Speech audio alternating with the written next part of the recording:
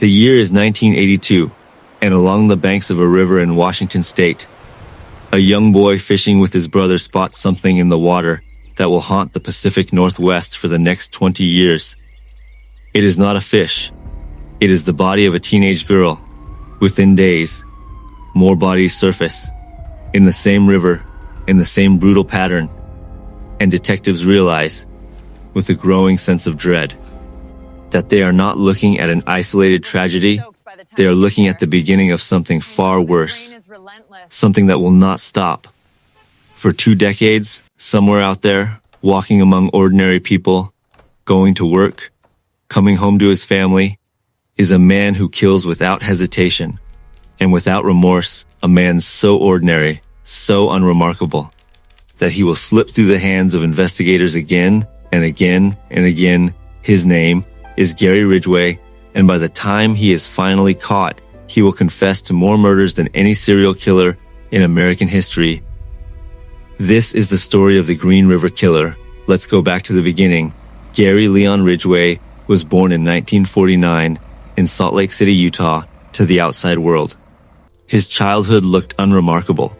A working-class family, a father who drove a bus, a mother who, by most accounts, ruled the household with an iron grip. But behind closed doors, something darker was taking root. Ridgway would later describe his relationship with his mother in disturbing terms, a tangled mix of resentment, humiliation, and confused attraction. Psychologists who studied him would point to this relationship as one possible root of the rage that festered inside him for decades. As a teenager, Ridgway struggled in school. He was held back, diagnosed, some believe, with a learning disability that made him feel slow, inferior, invisible, and then, at the age of 16, he did something that, in hindsight, should have been a warning flare visible for miles. He lured a 6-year-old boy into a field and stabbed him. The boy survived. Ridgway later told investigators he remembered feeling curious, wondering what it would feel like to kill someone.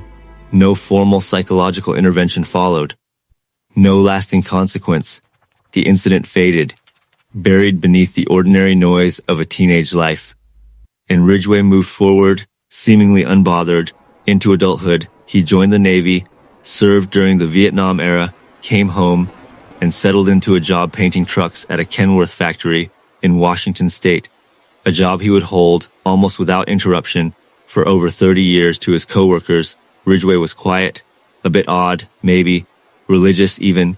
He carried a Bible to work, talked about God.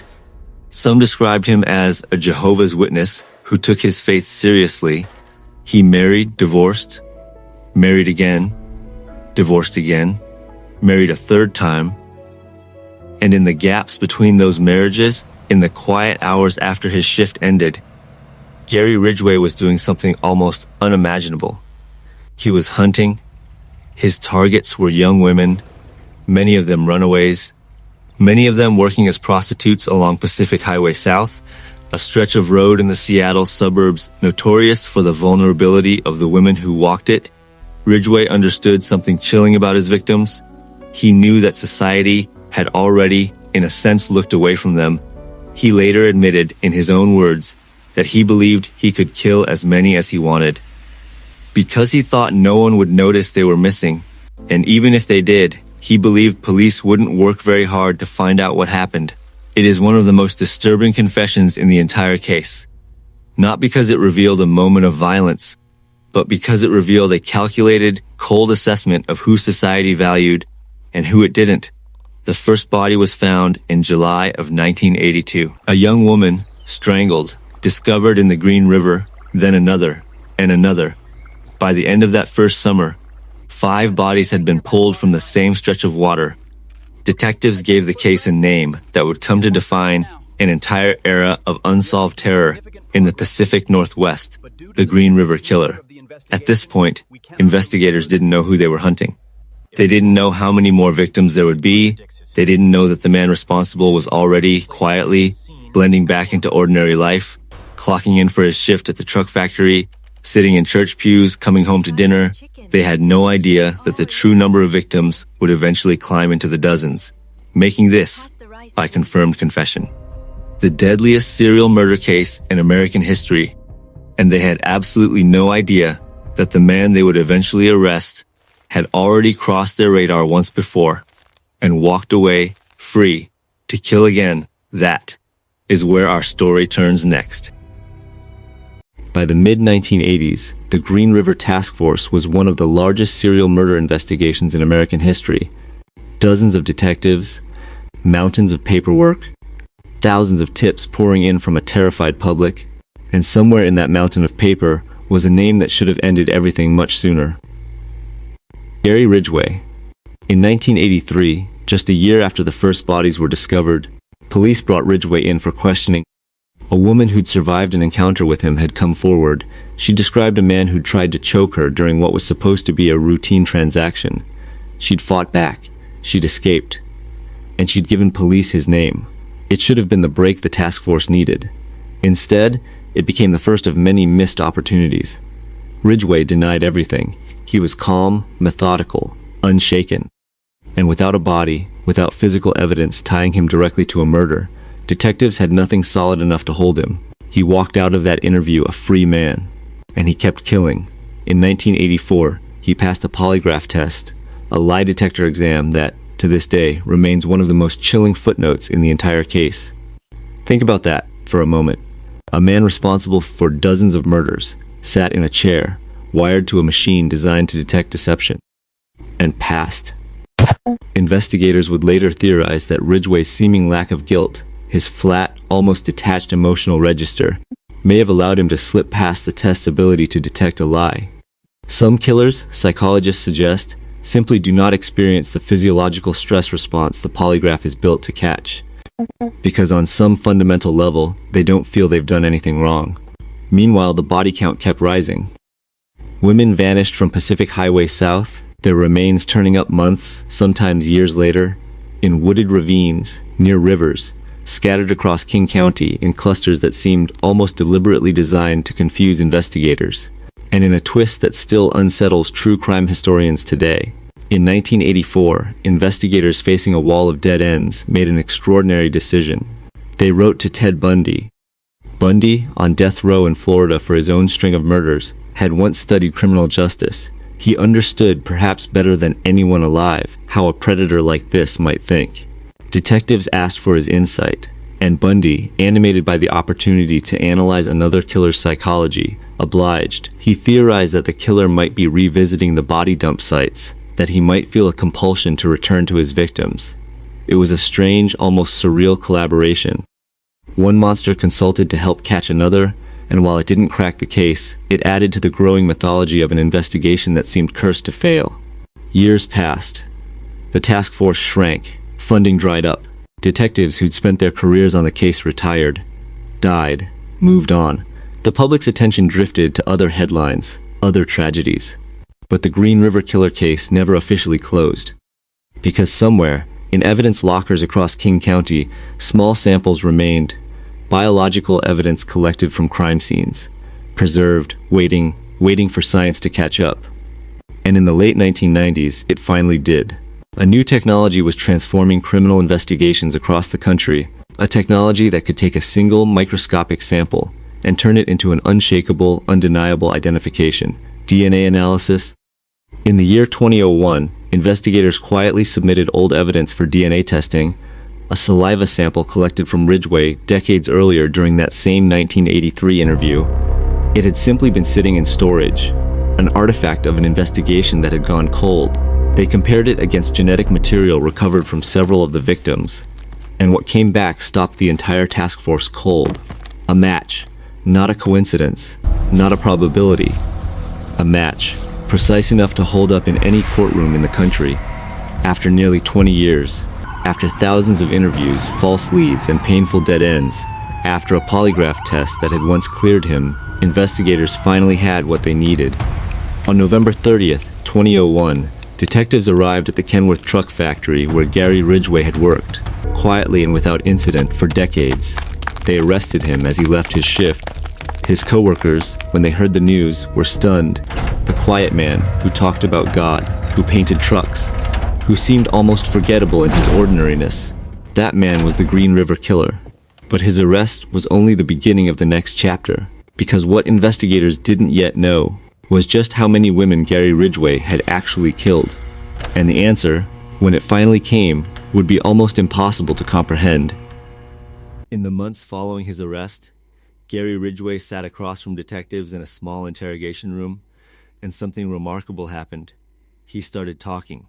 Prosecutors, facing the possibility of a trial that could drag on for years, and knowing that many victims still remained unidentified, their families left without answers, made a controversial decision. They offered Ridgway a deal.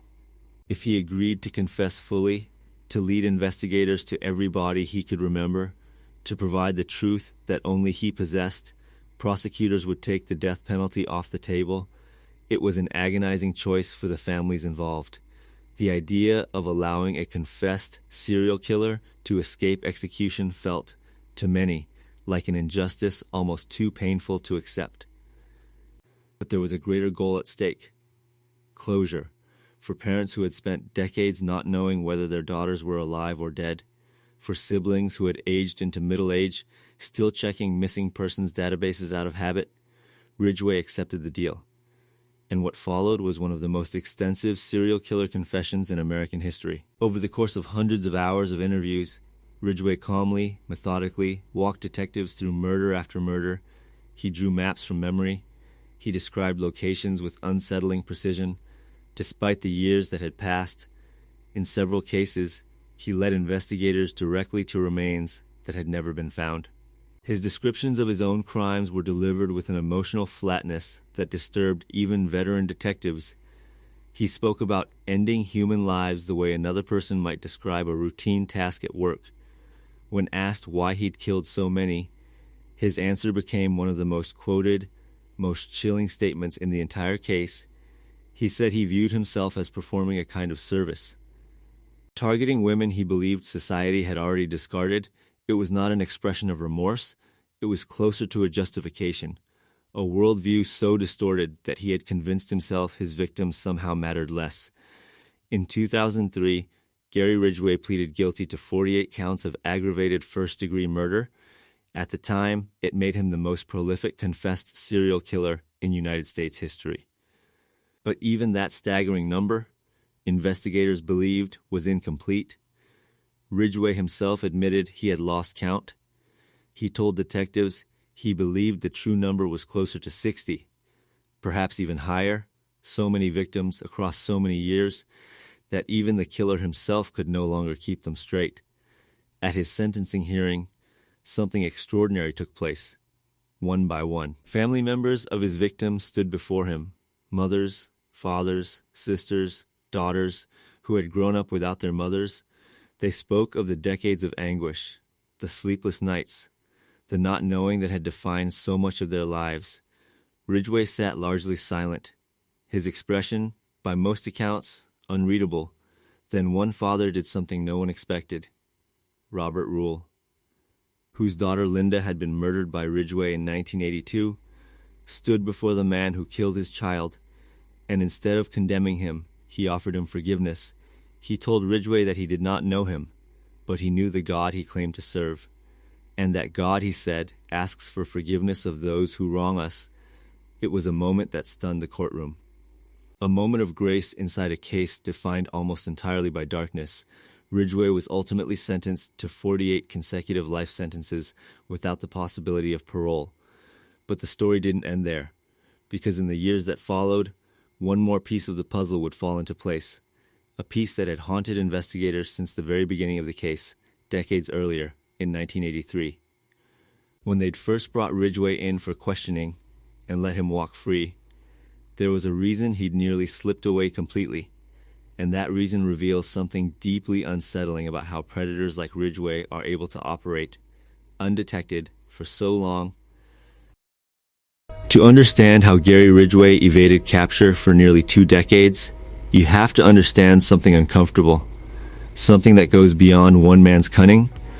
Ridgway was, in almost every measurable way, unremarkable. He had an average IQ, he held the same steady job for over 30 years, he attended church, He was, by his coworkers' accounts, forgettable. He did not look like the monster the public imagined when they pictured a serial killer, and that was exactly his advantage. Investigators later concluded that Ridgway's very ordinariness allowed him to move invisibly through a system built to catch people who stood out. He didn't drink excessively. He didn't have a violent criminal record that would raise flags. He presented to the outside world as stable. He also understood, with a predator's calculation, who society was least likely to protect. He deliberately targeted women who were already marginalized, runaways, women trapped in survival sex work, women whose disappearances, tragically, did not always generate the urgency they deserved. This wasn't incidental. Ridgway later admitted it was a strategy. He believed, correctly for far too long, that these women could vanish without the kind of intense scrutiny that might have caught him sooner. It's one of the most painful truths to emerge from the entire case, that the flaws in how society valued certain lives over others became, in the hands of a killer, a weapon in the years since his conviction. The Green River Killer case has become a case study for law enforcement agencies across the country, a lesson in the danger of underestimating unassuming suspects, a lesson in the critical importance of preserving evidence even when a case goes cold, and a lesson in how advances in forensic science can eventually deliver justice, even decades after the fact. The DNA technology that finally caught Ridgway in 2001 didn't exist when the murders began in 1982. Had investigators not had the foresight to preserve those old samples, this case might still be unsolved today. As for Ridgway himself, he remains incarcerated at the Washington State Penitentiary, serving out his 48 life sentences. In the years following his sentencing, he has continued periodically to provide information to investigators, helping identify additional remains and close the door on cases that had haunted families for decades. Some of his victims have never been identified. Some families are, even now, still waiting for answers that may never come. That perhaps is the most sobering legacy of this case. Not just the staggering number of lives taken, but the reminder of how long it can take for justice to arrive, and how for some it never fully does. Gary Ridgway was not a criminal mastermind. He was not exceptionally clever. He was in many ways exactly what he appeared to be, a quiet, unremarkable man. And that is precisely what made him so dangerous. Because the truth this case leaves behind is not comforting, it is a warning. That evil does not always announce itself. It does not always look the way we expect. Sometimes it clocks in for work, sits in a church pew, and walks home, unnoticed. For 20 years, this has been the story of Gary Ridgway, the Green River Killer.